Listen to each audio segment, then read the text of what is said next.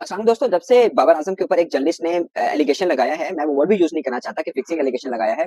बहुत से लोग सवाल पूछ रहे हैं कि बाबर आजम वाकई इतना कमाते कैसे हैं, इतना पैसा कहाँ से आता है। आई नो कि जो स्पोर्ट जर्नलिस्ट हैं या क्रिकेटर्स हैं, उनको तो काफी हद तक पता है कि ये जो कमाई आपके सामने है, उससे कहीं ज्यादा क्रिकेटर्स कमाते हैं जो स्टेटस जिनका बाबर आजम वाला है। लाइक आप शहीन देख लीजिए, आप रिजवान देख लीजिए, बाबर आजम देख लीजिए, जो भी हैं। और आप इनका अगर इंडिया के किसी लो प्रोफाइल क्रिकेटर्स के साथ मुआवजा करेंगे, तब इनके कुछ भी नहीं है, आटे में नमक के बराबर है। लेकिन मैं पाकिस्तानी पर्सपेक्टिव में बोल रहा हूँ, क्योंकि हमारे यहाँ ये प्रॉब्लम होता है ना कि डिफेंस में घर कैसे बना लिया, ये महंगी गाड़ी कैसे ले ली है, और बला चीजें सब कैसे उन्होंने गेन कर ली है। तो मैं जस्ट मुख्तसर बता रहा हूँ, बाकी मैं कोई स्पोक्स पर्सन नहीं हूँ किसी खिलाड़ी का कि मैं कुछ डिफेंड कर रहा हूँ। और बल्कि मुझे हल्का सा एक छोटा सा शिकवा भी है कि ये जो एलिगेशन लगे, मैंने 2-4 वीडियोस भी बनाई इसके ऊपर कि बाबर आजम के ऊपर जो एलिगेशन लगे, ये कोई मुनासिब एलिगेशन नहीं है। और इसका पूरा हक है बाबर आजम को कि उनको कोर्ट में घसीटे और अपना सच जो है वो सामने लेके आए। अगर हम सबको पता भी है, सबको मालूम है बाबर आजम क्या है, बट फिर भी जिन्होंने इल्जाम लगाया, कम से कम उनको तो जवाबदेह होना चाहिए ना कि जो बात आपने किया उसका आप जवाब भी दें कि आपने जो इतनी बड़ी बात की है, इसके सबूत कहाँ पे हैं। वो अभी तक कोर्ट में क्यों नहीं गया, इसका भी एक लॉजिक है। इस पे मैं एक अलग ब्लॉग बनाऊंगा कि वो कोर्ट में गया क्यों नहीं है। बट पॉइंट इस ब्लॉग के अंदर मैं डिस्कस करूंगा, आपको बताऊंगा बेसिकली कि बाबर आजम की जो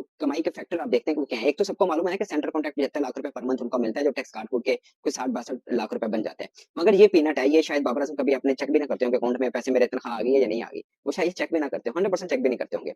मैं एग्जाम्पल दे रहा हूँ, जितने वो लीग्स वगैरह खेल रहे हैं, फॉर एग्जाम्पल से पाकिस्तान सुपर लीग है, बांग्लादेश प्रीमियर लीग है, श्रीलंकन प्रीमियर लीग है, ये सब लीग में हर क्रिकेटर का यानी छोटी लीग है। मतलब आप अगर आईपीएल के पर्सपेक्टिव में देखें तो छोटी लीग मानी जाती है, इनमें पैसा कम दिया जाता है। मगर इस कद के क्रिकेटर जब जाते हैं, लाइक जैसे बाबर आजम जाते हैं, रिजवान या शहीन जाते हैं, जो हाईएस्ट रैंक होता है कि खिलाड़ी को फॉर एग्जाम्पल $1.5 लाख देना, इससे ज्यादा दे नहीं सकते। जैसे पाकिस्तान सुपर लीग के अंदर मैयती होती है कि आप इससे ज्यादा पे नहीं कर सकते हैं। तो फिर उसमें अंडर हैंड डील होती है कि आप आइए खेलें, हम आपको पर मैच अलग पे करेंगे। जैसे बाबर आजम है, अगर वो खेलते हैं तो उनको 30-30 हजार डॉलर पर मैच अलग दिया जाता है। बल्कि ये भी मुझे पता लगा कि बाई कैश दिया जाता है उनको, यानी जिसमें टैक्स डिडक्शन भी नहीं होती है।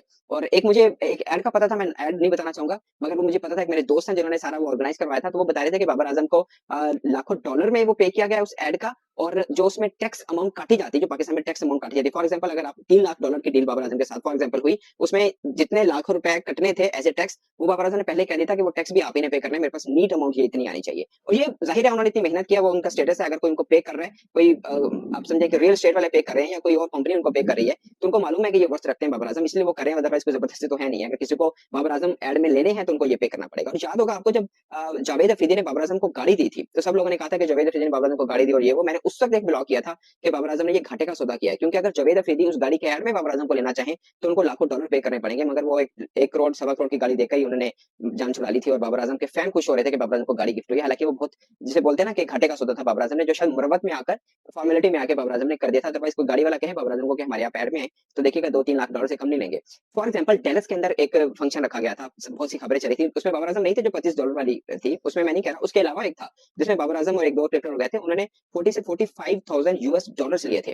और जो न्यूयॉर्क के अंदर फंक्शन होना था, जो बाद में पोस्टपोन या कैंसिल कर दिया गया क्योंकि प्रेशर बना पाकिस्तान क्रिकेट बोर्ड से भी, मगर जब पाकिस्तान क्रिकेट बोर्ड ने इनकार किया खिलाड़ियों को, उससे पहले बाबर आजम ने उस फंक्शन में जाने से इनकार किया था। इनकार मीन के एग्रीमेंट नहीं हो पाए थे जो ऑर्गेनाइजर है एंड बाबर के बीच। उसकी वजह ये थी कि बाबर आजम ने $80,000 मांगे थे उस फंक्शन के लिए, जबकि वो $50,000 देने को तैयार थे। मगर बाबर आजम उस पर नहीं माने थे। एक डिनर था, एक दिन का डिनर था। तो अब आप ट्राई कर आपको देख लीजिए कि अगर वो फर्ज किया बाबर आजम वो डिनर पे चले जाते, $50,000 भी लेते, तो जिस गाड़ी के ऊपर बाबर आजम पर बातें की जा रही शायद वो आराम से उससे ले सकते थे। इसके अलावा सेंट्रल कॉन्ट्रैक्ट है, रेड्स हैं, और जो सेंट्रल कॉन्ट्रैक्ट के अंदर पाकिस्तान क्रिकेटर्स और पीसीबी के बीच हुआ एग्रीमेंट के जो आपको आईसीसी वर्ल्ड कप से पैसे आएंगे उसमें से भी कुछ हिस्सा आपने देना है। और बाकी लीग्स के अंदर जो पैसा मिलता है, लाइक अगर कनाडा के अंदर लीग खेलनी है या इर्द गिर्द में जितनी भी लीग खेलनी है, और मैच फीस वगैरह, वो मिला के देख लीजिए। मुझे लगता है कि आप कैलकुलेटर लगाएंगे ना तो ठीक ठाक पैसे बनेंगे। और ये अगेन एक बाबर आजम के लिए हेलो तो अस्सलाम वालेकुम गाइस, कैसे हैं आप सब। मैं उम्मीद करता हूं कि आप सब ठीक ठाक और खैरियत से होंगे।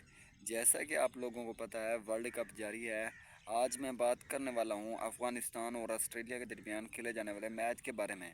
मैच के बारे में बात करने से पहले मैं आप लोगों से गुजारिश करूंगा, अगर आप लोग मेरे चैनल पर न्यू हैं तो कैनली मेरे चैनल क्रिकेट अपडेट को सब्सक्राइब कर दें, लाइक कर दें, शेयर कर दें और घंटी के निशान को प्रेस कर दें।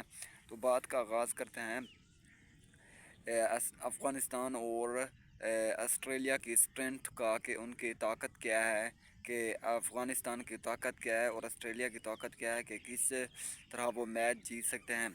सबसे पहले हम बात करें अगर अफ़गानिस्तानी टीम की स्ट्रेंथ की, तो उनकी स्ट्रेंथ उनकी बॉलिंग लाइनअप है। अगर उनकी बॉलिंग लाइनअप ऑस्ट्रेलिया टीम को 120 130 पे रोक देती है तो शायद अफ़गानिस्तान का चांस बन जाए जीतने का। लेकिन अगर नहीं रोकती तो इतनी ख़ास बैटिंग अच्छी नहीं है अफ़गानिस्तान की कि वो 150 या 160 के आसपास का टारगेट चेस कर सके। उनके पास सिर्फ एक या दो बैट्समैन हैं जो कि अच्छी स्ट्राइक रेट के साथ इनिंग्स खेल सकते हैं, लेकिन बाकी जो रह जाते हैं वो ऐसे खिलाड़ी नहीं हैं कि वो 140 या 145 के स्ट्राइक रेट से खेल कर अपनी टीम को जीत दिला सकें। अगर हम बात करें ऑस्ट्रेलिया टीम की स्ट्रेंथ की कि उनकी स्ट्रेंथ क्या है, तो उनकी स्ट्रेंथ उनकी बैटिंग लाइनअप और बॉलिंग लाइनअप दोनों हैं। अगर हम उनकी बैटिंग की बात करें कि उनकी बैटिंग में कौन कौन से अच्छे बैट्समैन हैं, तो सबसे पहला नाम जो आता है वो है डेविड वार्नर का। दूसरे नंबर पर हो गया ट्रेविस हेड जो कि कमाल के बैट्समैन हैं और कमाल की पावर हिटिंग करते हैं। उन्होंने रिसेंटली